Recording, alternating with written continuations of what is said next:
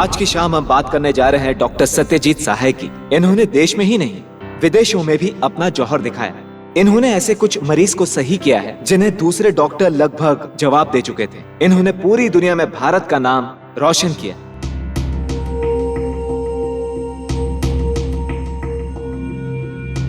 So I would like to call on stage Dr. Sahai. Please welcome sir.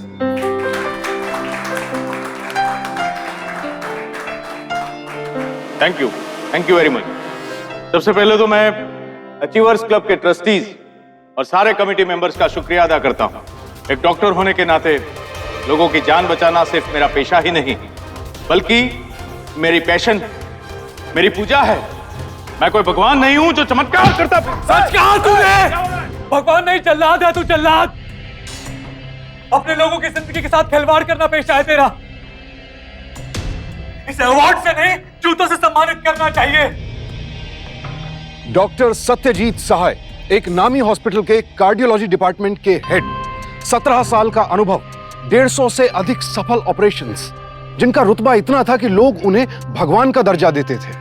उन्हें ऐसे कई पुरस्कारों से सम्मानित किया जा चुका था। भरी सभा में एक 21 साल का लड़का डॉक्टर सहाय को जूता फेंककर जलील करता है। आखिर यह विकलांग लड़का इस कदर गुस्से में क्यों था कि उसने समारोह में प्रेस, मीडिया सबके सामने डॉक्टर सहाय को जूता फेंक कर मारा? कौन था यह लड़का और क्या संबंध था इसका डॉक्टर सहाय के साथ?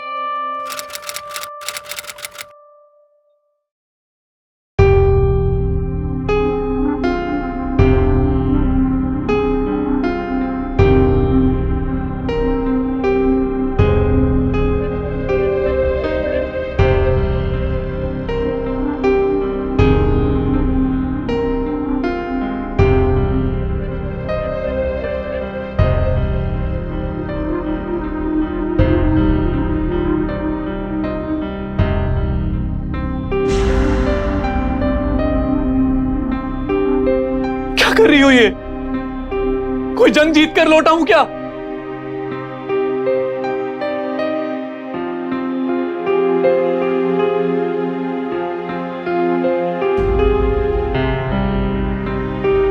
मालती,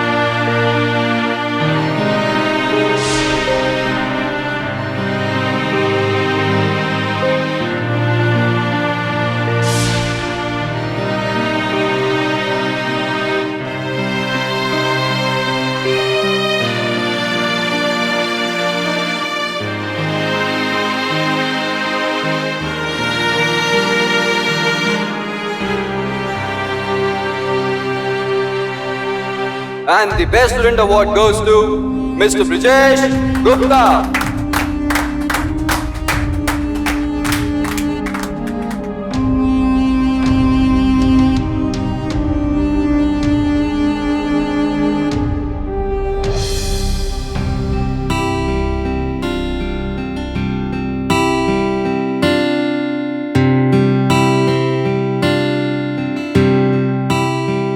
ब्रजेश, ये ले, चल दूध पी ले। रख दीजिए माँ, अभी पी लेता हूँ। पहले दूध पी ले। मम्मा बस लास्ट रह गया, अभी नहीं, पी ले। नहीं, मम्मा पी नहीं, ले। कुछ रहने दो, बाद में। चल दूध पी ले पहले, फटाफट ले। हॉस्टल में पढ़ाई, घर में पढ़ाई, सारा दिन तू पढ़ाई करता रहेगा तो तेरी आंखें खराब नहीं होगी? और फिर पढ़ूंगा लिखूंगा नहीं तो आर्किटेक्ट कैसे बनूंगा? और आर्किटेक्ट नहीं बनूंगा तो आपको और बाबा को सैर कैसे कराऊंगा? तो दूध भी पीना पड़ेगा। तो माँ पढ़ना भी तो पड़ेगा फिर।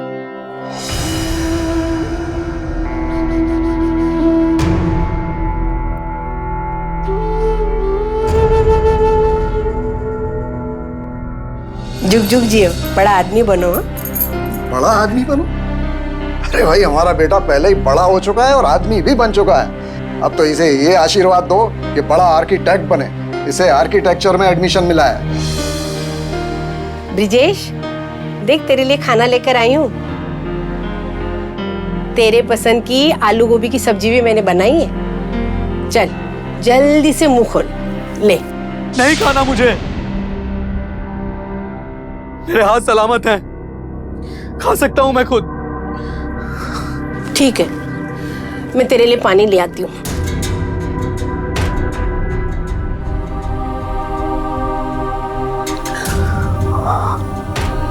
माँ, तो खुद ही खिला देना।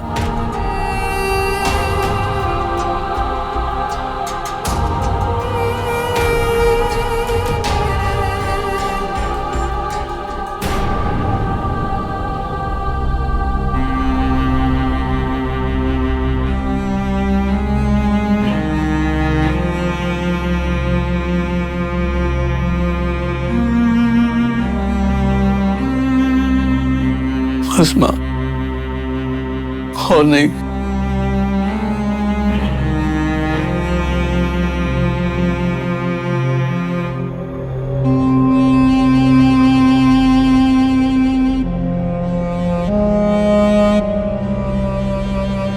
Thank you sir, thank you very much.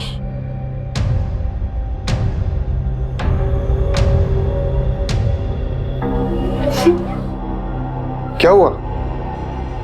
देखिए ना, ब्रिजेश ने आज भी 2 ही निवाले खाए। देखो, तुम चिंता मत करो, धीरे धीरे सब कुछ ठीक हो जाएगा। मैंने अभी डॉक्टर मेहता से बात की है ब्रिजेश की कंडीशन के बारे में सेकंड ओपिनियन लेने के लिए। कल का अपॉइंटमेंट भी मिल गया। डॉक्टर मेहता बहुत बड़े न्यूरोलॉजिस्ट हैं और मुझे पूरा यकीन है कि वो हमारी मदद जरूर करें। लेकिन डॉक्टर साहब ने तो कहा था कि... अरे डॉक्टर साहब के कहने से क्या होता है? उनकी कही हुई हर बात पत्थर की लकीर हो जाती है क्या? दुनिया में आज भी चमत्कार होते हैं डॉक्टर साहब।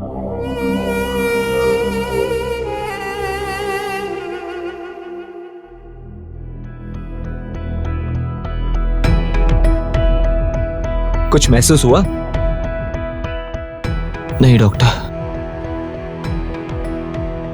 देखिए मिस्टर गुप्ता, ब्रिजेश की रीढ़ की हड्डी की जो नब्ज है वो डैमेज हो गई है, इसलिए उसके शरीर का जो निचला हिस्सा है वो काम नहीं कर पा रहा है।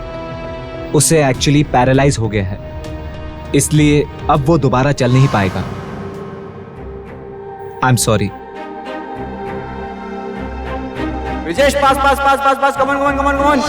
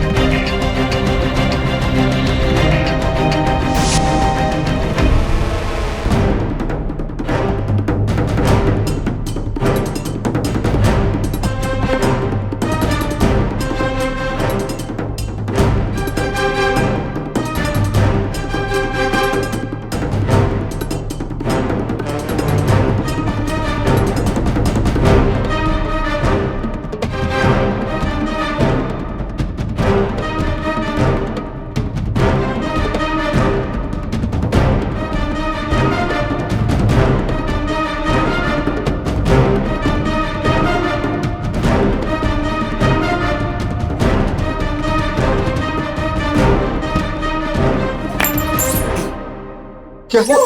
क्या? ब्रिजेश! अरे ब्रिजेश, ब्रिजेश बेटा, क्या हुआ बेटा? हट जाओ, हट जाओ, हट जाओ। अरे उठो ना। आप डॉक्टर हट जाओ, मैं अपाहिज नहीं हूँ। नहीं, मैं अपाहिज। अरे बेटा ने खुद से उठ सकता हूँ, खुद से उठ सकता हूँ मैं।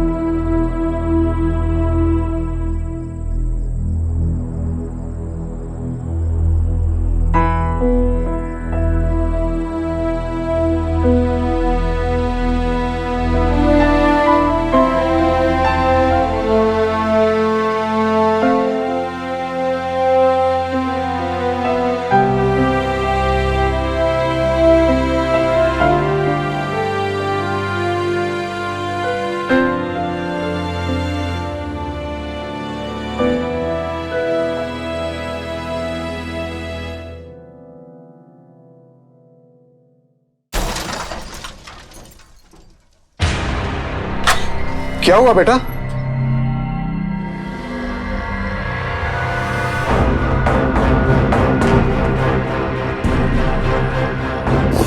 क्या हुआ बेटा? क्यों रो रहा है? हाँ? बोल ना।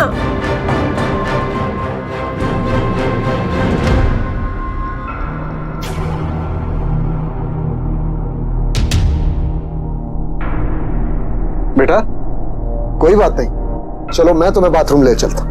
आओ बेटा। बाबा, बाबा, मैंने किसी का क्या बिगाड़ा था बाबा? ऐसा मेरे साथ ही क्यों हुआ बाबा? ऐसा मेरे साथ ही क्यों हुआ बाबा? देखो ना, बोझ बन गया हूं आप लोगों में, बोझ बन गया, बोझ बन गया आप लोगों में बाबा।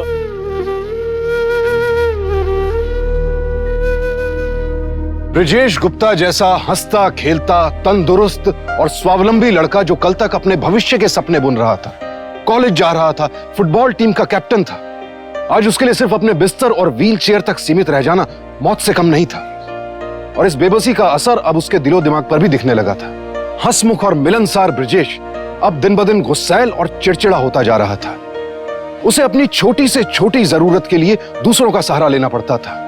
उसका आत्मविश्वास खत्म होता जा रहा था। लेकिन सवाल यह है कि ब्रिजेश इस अवस्था में पहुंचा कैसे? कोई भी माता पिता अपने बच्चे को यूं घुट घुट कर मरता नहीं देख सकते। लिहाजा ब्रिजेश के माता पिता भी इसी कोशिश में लगे थे कि किसी भी तरह उनके बेटे का खोया आत्मविश्वास फिर से लौट आए।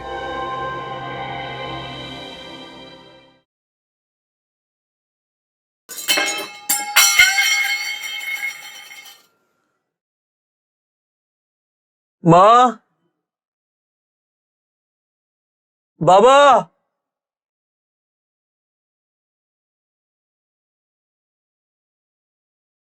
माँ, बाबा,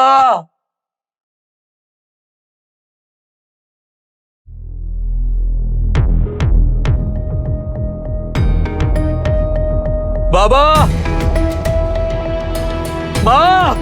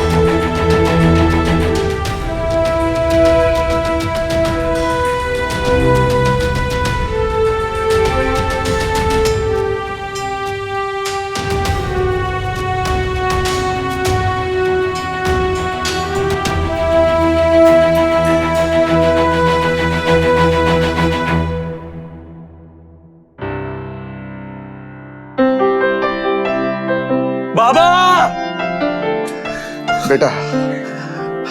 बाबा,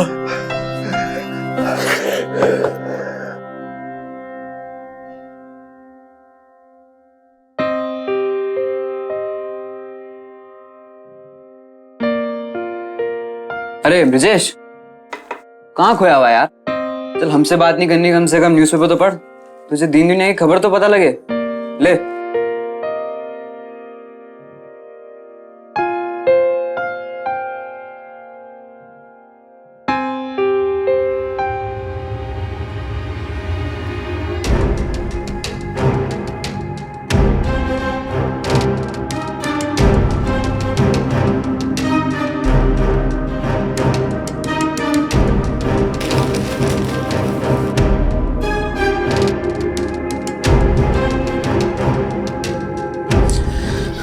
बाबा, क्या हुआ बेटा? डॉक्टर सत्यजीत सहाय को अचीवर्स क्लब की तरफ से सम्मानित किया जाने वाला है, मानवता की सेवा और रोगियों की रक्षा करने के लिए। मुझे वहां जाना है बाबा। ठीक है बेटा।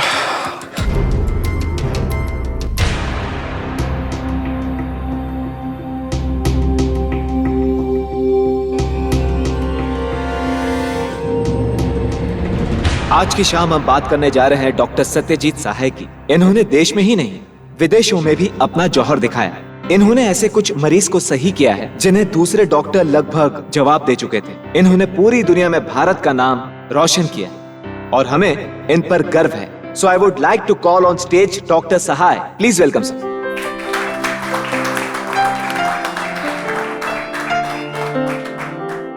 Thank you very much.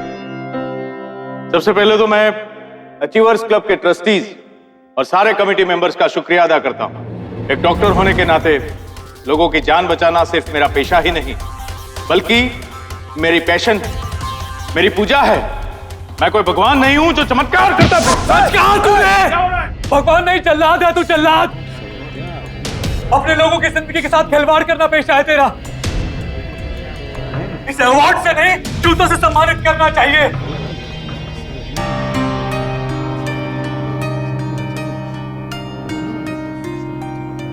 अरे क्या कर रहे हैं आप? सर आपका नाम क्या है और आपने डॉक्टर साहब जैसे महान इंसान के साथ ऐसा क्यों किया? मेरा नाम ब्रिजेश गुप्ता है और डॉक्टर साहब एक महान हस्ती नहीं है। वो किसी अवार्ड के हकदार नहीं है बल्कि जूतों के हकदार है। पर क्यों? आखिर क्या दुश्मनी है आपकी डॉक्टर सहाय से? डॉक्टर सहाय ने मेरे बेटे की हालत कर दी है। इस डॉक्टर सहाय ने मेरे बेटे को कुर्सी का मोहताज बना दिया जिंदगी भर के लिए। इनसे कहो कि अगर इन्हें हिम्मत है तो अपनी गलती के लिए हमसे माफी मांगे। ये कैसा डॉक्टर है, जिंदगी उसे खेलता है और आप लोग इसे अवार्ड देते हैं, अचीवर्स अवार्ड। किस लिए? इसको मोहताज बनाने के लिए। ये कैसा डॉक्टर है? आप लोग मीडिया के लोग हैं, आवाज उठाइए हमारे लिए प्लीज। ये डॉक्टर नहीं है, जल्लाद है ये। डॉक्टर साहब आपकी इतनी बेइज्जती आज तक नहीं हुई है। क्या ब्रिजेश गुप्ता और उनके पिता द्वारा लगाए गए सारे इल्जाम सच हैं? डॉक्टर सहाय, क्या ये सच है कि आपकी वजह से ब्रिजेश गुप्ता अपाहिज हो गए हैं? देखिए, अपनी बदनसीबी के लिए दूसरों को जिम्मेदार ठहराने वालों की दुनिया में कोई कमी नहीं। हम जैसे डॉक्टरों पर उंगली उठाना तो आजकल का फैशन हो चला। मुझ पर लगाया गया हर इल्जाम बेबुनियाद है, झूठा है। मैंने आज तक सैकड़ों ऑपरेशंस किए, सैकड़ों लोगों की जान बचाई। किसी एक आदमी का लगाया हुआ इल्जाम मेरे लिए कोई मायने नहीं रखता। मेरी राय में डॉक्टरों की काबिलियत पर उंगली उठाने के बजाय अगर ब्रिजेश गुप्ता जैसे मरीज अपने हालात से समझौता कर जीना सीख ले तो शायद उनकी मुश्किलें कम हो जाएगी। ब्रिजेश गुप्ता और उनके परिवार वालों को तो मेरा एहसान मानना चाहिए कि मैंने ब्रिजेश गुप्ता की जान बचाई। मेरी वजह से आज वो जिंदा है। बाबा, मैं बदनसीब नहीं हूं। मैं बदनसीब नहीं हूं बाबा। मैं समझौता नहीं करूंगा। मैं लड़ूंगा, अपने हक की लड़ाई लड़ूंगा।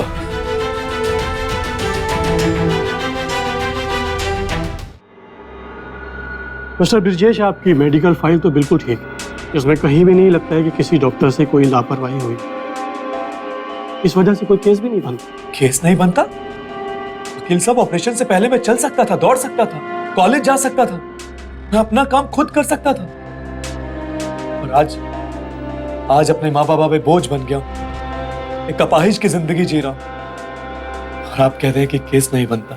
एक्चुअली आपके साथ हुआ क्या था? 2 महीने पहले मेरे चेस्ट में एक ट्यूमर डिटेक्ट हुआ था, जिसके चलते हम डॉक्टर सहाय से मिले। उन्होंने 2 दिन के बाद एक सर्जरी करने की सलाह दी और 2 दिन के बाद ऑपरेशन हुआ।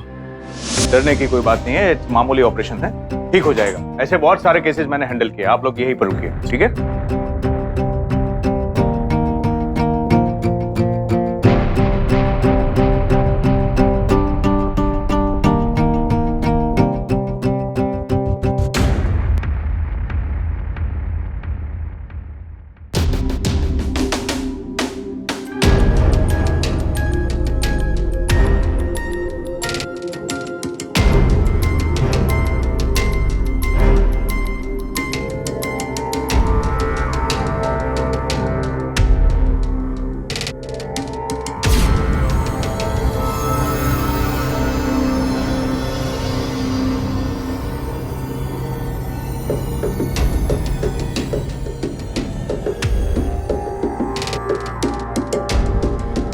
क्या हुआ बेटा?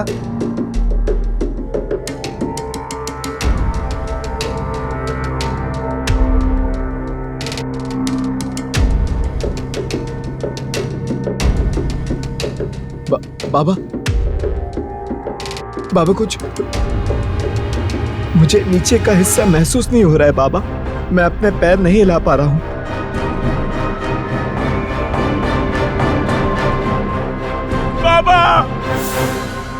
और उसके बाद मेरी ये हालत हो गई। ऐसी ऑपरेशन से पहले मेरा बेटा ऐसा नहीं था। जरूर डॉक्टर साहब से कुछ गलती हुई और उनकी गलती का खामियाजा मेरा बेटा भुगत रहा। इसके लिए हम किसी मेडिकल एक्सपर्ट से कंसल्ट कर लेते हैं, देखते हैं उनकी क्या राय। ठीक है वकील साहब, जैसा आप ठीक समझे।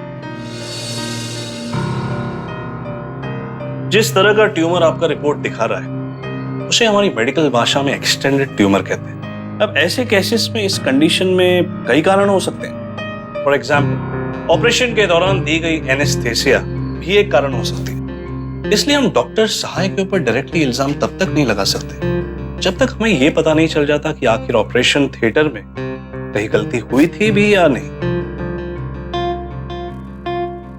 I am sorry mister Gupta, मैं हारने के लिए ये आपका केस नहीं लड़ सकता। मेरी राय है कि आप किसी और वकील से बात कर लें।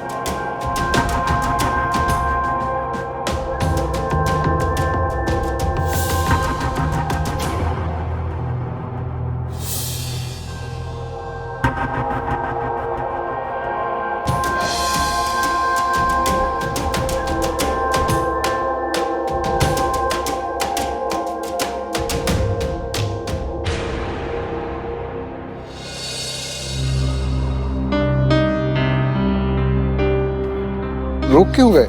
क्या हुआ बेटा? बाबा मैं सोच रहा था कि कोई भी वकील हमारा केस लड़ने को तैयार नहीं, तो क्यों ना मैं खुद ही अपना केस लड़ूं। ये क्या कह रहा है यार तू?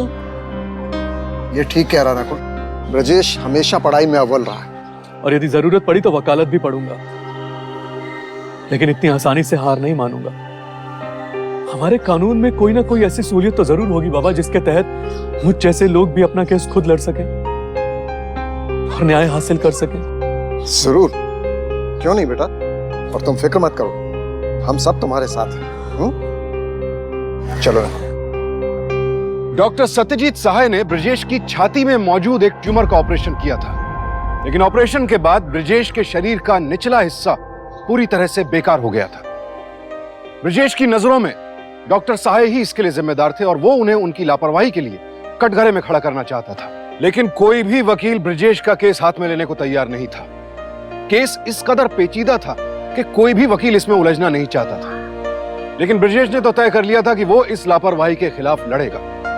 लिहाजा उसने खुद ही अपने मुकदमे की पैरवी करने का फैसला किया। कानूनी किताबें पढ़नी शुरू की, मेडिकल एक्सपर्ट्स से मिला, वकीलों से मिला, और 3 महीनों बाद 8 अगस्त सन 2006 को उसने डॉक्टर सत्यजीत सहाय और उस हॉस्पिटल के खिलाफ हाई कोर्ट में मेडिकल नेग्लिजेंस का मुकदमा दायर किया।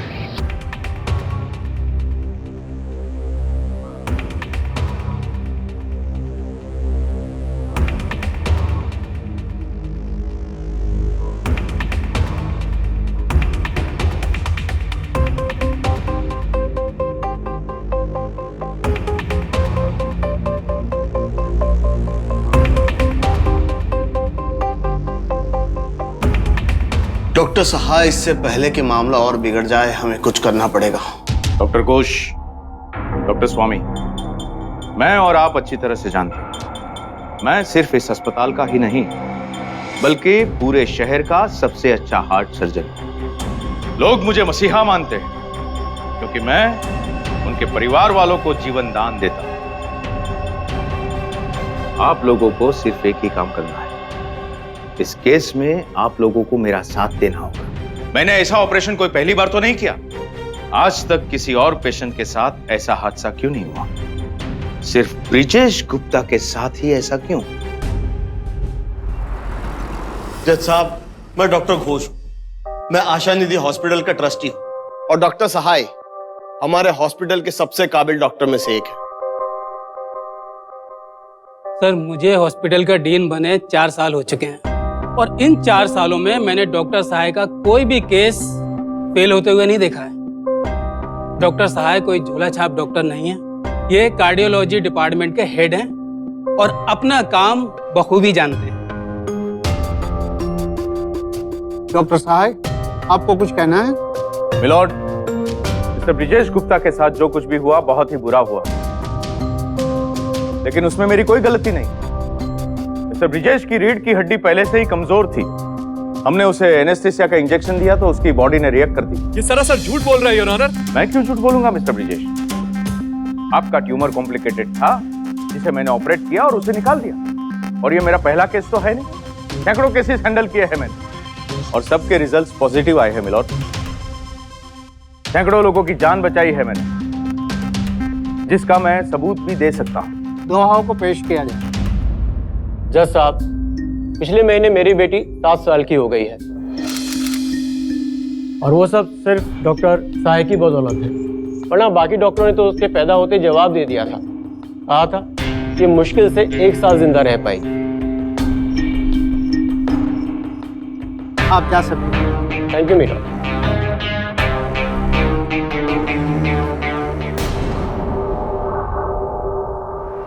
बतौर मेडिकल एक्सपर्ट आपने ब्रजेश गुप्ता की केस हिस्ट्री के बारे में जांच पड़ताल तो की होगी ना? जी।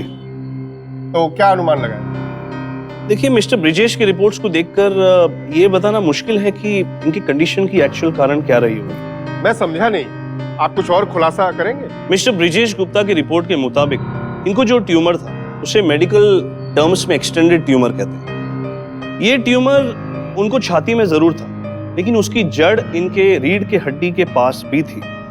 इसीलिए ऐसे केसेस में इन तरह की कंडीशन के कई कारण हो सकते हैं। ऐसे कौन से कारण होते होंगे?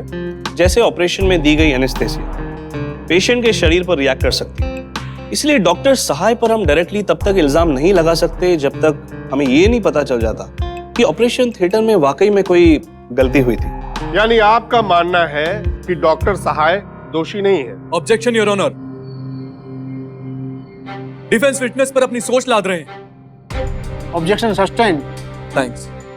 तो क्या आपने डॉक्टर सहाय को दोषी पाया? जी, कुछ कहा नहीं जा सकता इस वक्त। लेकिन इसका मतलब ये नहीं कि डॉक्टर सहाय दोषी नहीं है। Am I right? जी, ये भी मुमकिन है कि रीढ़ की हड्डी की नब्ज ऑपरेशन के दौरान डैमेज हो गई हो। अब खुद डॉक्टर सहाय ये सब बता सकते हैं या फिर वो लोग बता सकते हैं जो ऑपरेशन थिएटर में डॉक्टर सहाय के साथ मौजूद थे। जज साहब, मैं डॉक्टर सहाय के असिस्टेंट डॉक्टर्स और नर्सेस को बुलाने की इजाजत चाहूंगा। ये अदालत हुक्म देती है कि अगली सुनवाई में इन सभी को बतौर गवाह पेश किया जाए। The court is adjourn.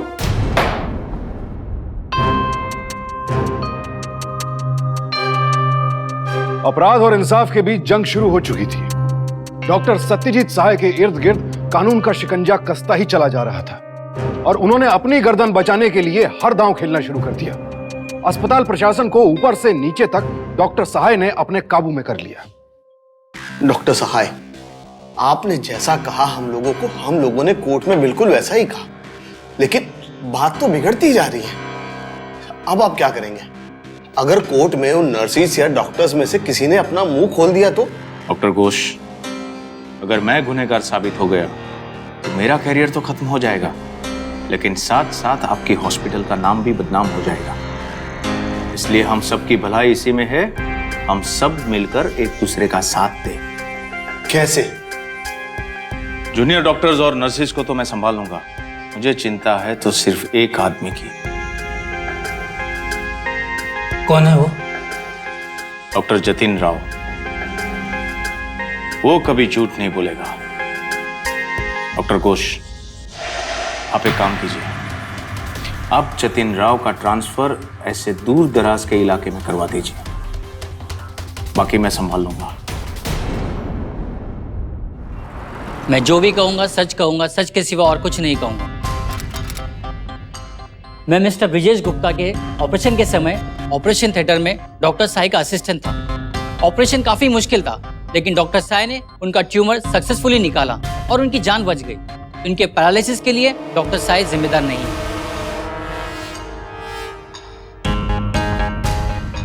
Your honour, operation के वक्त डॉक्टर सहाय से कोई गलती नहीं हुई। डॉक्टर सत्यजीत सहाय बिल्कुल निर्दोष है। योर ऑनर, मैं डॉक्टर सहाय के असिस्टेंट डॉक्टर जतिन राव को कटघरे में बुलाने की इजाजत चाहूंगा। योर ऑनर, डॉक्टर राव अब हमारे हॉस्पिटल में काम नहीं करते। आपको जो भी कहना है कटघरे में आके कहिए।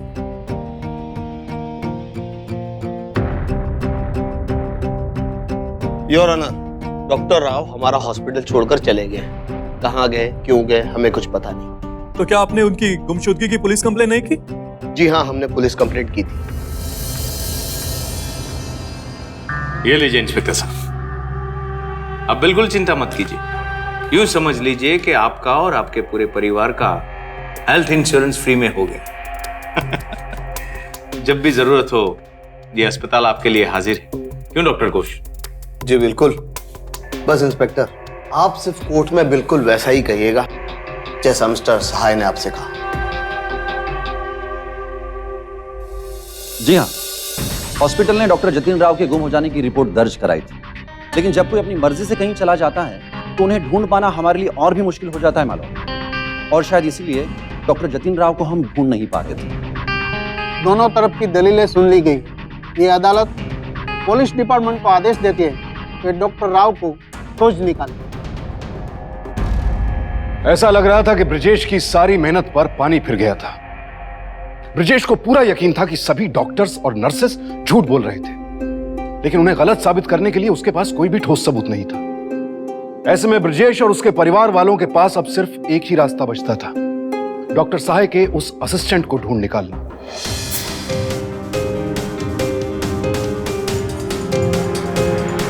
जतिन यहीं रहता था एज ए पेइंग गेस्ट। तो आप बता सकते हैं कि वो कहाँ गया है? जी वो तो मुझे ठीक से पता नहीं है। एक दिन अचानक वो आया और बोला कि मेरा प्रमोशन और ट्रांसफर हो गया है झांसी के किसी अस्पताल में। आपको कुछ पता है कौन सा हॉस्पिटल? ये तो पता नहीं है, लेकिन झांसी के किसी हॉस्पिटल में गया है। जी शुक्रिया। डॉक्टर सहाय, मुझे डर है कि वो लोग डॉक्टर जतिन राव तक पहुंच ना जाए। ऐसे कैसे पहुंच जाएंगे?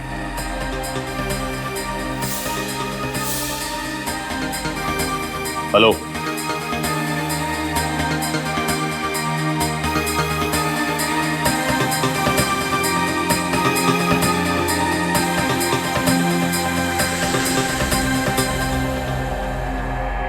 मैडम, हमें डॉक्टर जतिन राव से मिलना है। डॉक्टर जतिन राव? जी। देखिए, डॉक्टर जतिन राव नाम का इस हॉस्पिटल में कोई भी डॉक्टर काम नहीं करता। लेकिन मैडम, हम तो पता करके आए हैं, वो यहीं काम करते हैं। देखिए, मैंने आपको कहा ना, इस नाम का कोई भी डॉक्टर यहाँ नहीं है। आप देखिए तो। जी शुक्रिया। चलो।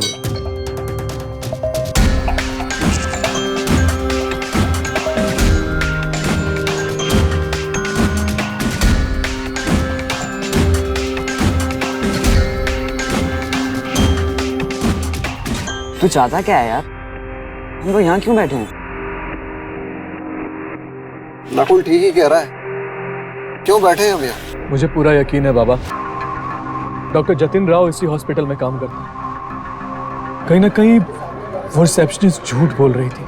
वो सब ठीक है बेटा, लेकिन यहाँ बैठकर क्या होगा? बाबा, इस हॉस्पिटल में काम करने वाला हर व्यक्ति यहाँ से जरूर गुजरता होगा। ठीक है बेटा, अगर तुम कहते हो तो थोड़ी देर इंतजार कर लेते हैं।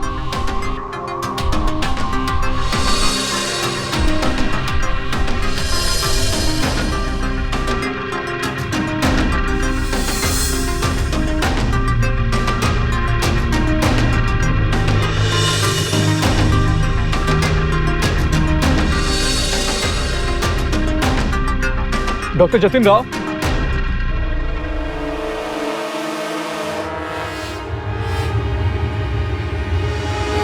आप ही मेरी आखिरी उम्मीद है डॉक्टर। ऑपरेशन के उस वक्त आप ही ओटी में मौजूद थे और आप जानते हैं कि सच क्या है।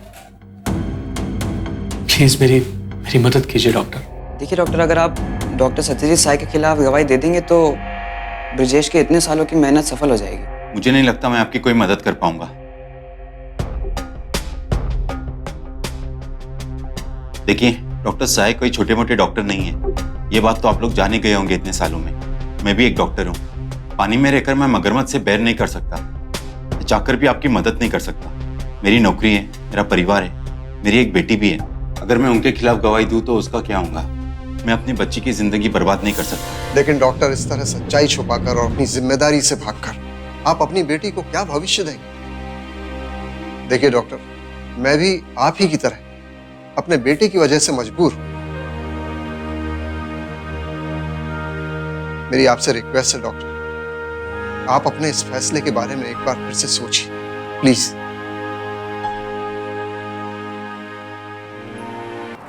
कोई ठोस सबूत या चश्मदीद गवाह न मिलने पर यह अदालत डॉक्टर सत्यजीत सहाय को योर ऑनर,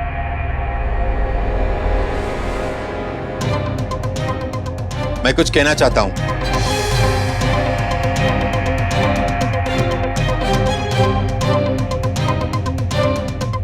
ऑनर, उस दिन 16 सितंबर 2005 को जब ये पेशेंट हमारे पास आया, सर पेशेंट का नाम है ब्रिजेश गुप्ता, उम्र 20 साल। There's a tumor on the right side of his chest. सारे डिटेल सुनाने की कोई जरूरत नहीं, 2 दिन बाद का ऑपरेशन बुक करो। Sir, the tumor is extended till the spinal cord. आप एक बार पोजीशन देख तो लीजिए। We'll have to book the neurosurgeon also. अब तुम सिखाओगे मुझे ट्यूमर के बारे में? जब मैं ऑपरेशन करता हूं तो ना ही किसी की सलाह सुनता हूं, ना ही दूसरे डॉक्टर को बुक करता हूं, समझे? सर, ऐसे ऑपरेशन में न्यूरोसर्जन का होना जरूरी होता है। बहुत प्रॉब्लम हो रही है तुम्हें? अगर तुम्हें इतनी ही प्रॉब्लम है तो मेरे साथ ऑपरेशन थिएटर में मैं दूसरा डॉक्टर रख लूं।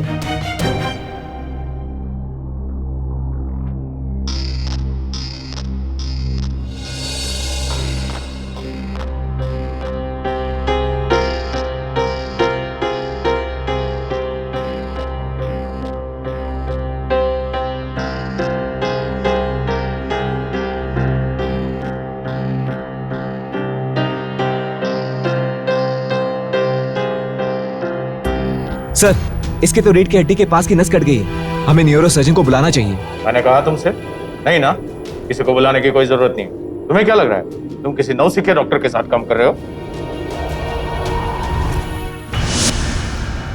उस दिन जो भी हुआ, मेरे हिसाब से सारी की सारी गलती डॉक्टर सहाय की है। इतना कॉम्प्लिकेटेड ऑपरेशन होने के बावजूद उन्होंने न्यूरोसर्जन को बुलाना मुनासिब नहीं समझा। डॉक्टर सहाय ने यहाँ तक कि पेशेंट की हिस्ट्री भी नहीं देखी, उसके रिपोर्ट्स भी नहीं देखे।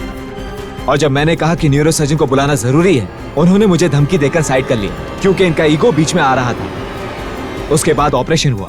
ट्यूमर निकालते हुए रीढ़ की हड्डी के पास एक नस कट गई और मिस्टर ब्रिजेश गुप्ता शरीर के नीचे का हिस्सा पूरी तरह से पैरालाइज हो गया।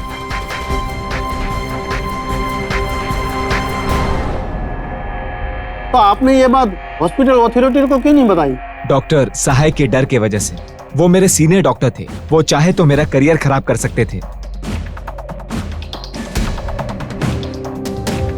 डॉक्टर राव की जुबानी इस केस में काफी रोशनी डाली, इसलिए अदालत डॉक्टर सहाय को दोषी मानती।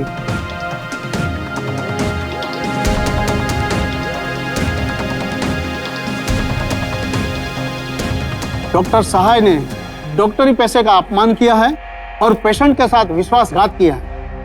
यह अदालत डॉक्टर सहाय का मेडिकल लाइसेंस रद्द करती है और साथ ही साथ डॉक्टर सहाय को 3 साल की सजा सुनाती है और उसी के साथ डॉक्टर घोष और डॉक्टर स्वामी को जुर्म छुपाने के लिए दोषी मानती है और उसको 6 महीने की सजा सुनाती है। और आशा दीदी हॉस्पिटल को ब्रिजेश गुप्ता और उसके परिवार को 1 करोड़ रुपया बतौर हर्जाना चुकाने का आदेश देती है।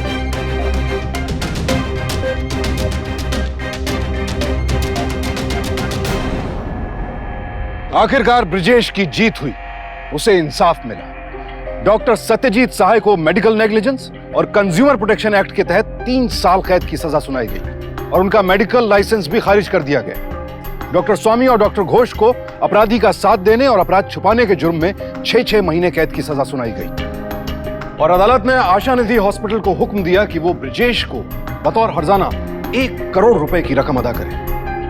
यह रकम हमारे देश में मेडिकल नेग्लिजेंस के केसेस के इतिहास में आज तक की सबसे बड़ी रकम है। इस जीत ने ब्रिजेश को सिर्फ न्याय ही नहीं दिया, बल्कि उसका खोया हुआ आत्मविश्वास, उसकी जीने की चाह भी लौटाई। जीत के बाद ब्रिजेश ने अपनी अधूरी पढ़ाई पूरी करने का फैसला किया वो अपना और अपने माता पिता का सपना पूरा करना चाहता था, आर्किटेक्ट बनना चाहता था। जरा सोचिए, ब्रिजेश के लिए ये जंग कितनी मुश्किलों भरी थी। इस लड़ाई में उसे सिर्फ अन्याय ही से नहीं, खुद अपने आप से भी लड़ना था, लेकिन उसने हिम्मत नहीं हारी, वो लड़ता रहा और नतीजा आपके सामने है। उसकी जंग पूरे देश के लिए एक मिसाल है, जिसमें धैर्य, साहस और उम्मीद से अन्याय को मात देने का फलसफा छिपा है। उम्मीद है कि हम सब ऐसी ही एक मिसाल कायम करने की कोशिश करेंगे। अब मैं सुशांत सिंह आपसे विदा लेता हूं। कल फिर मुलाकात होगी एक और ऐसी ही बेमिसाल कहानी के साथ।